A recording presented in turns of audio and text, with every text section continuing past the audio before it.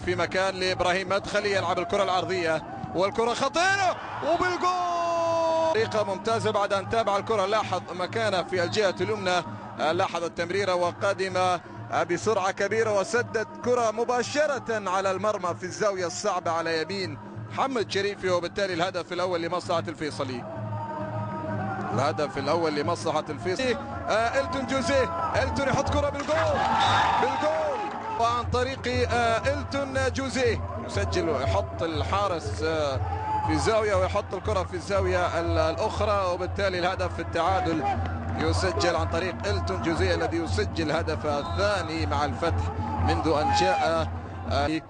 إلتون يلعب الكره العرضيه الخطيره والكره بالجول، هدف ثاني زلاتكو داليتش، هدف جميل جدا. لاحظ الكره وتغيير اتجاه الكره من جانب دوريس سلمو، والهدف الهدف الثاني لمصلحة الفتح الآن يسجل بعد الكرة الثابتة المنفذة بشكل ممتاز جدا. سيطرد إذا تحصل على الكرت الأصفر الثاني. هذه الكرة الأمامية الراس من دوريس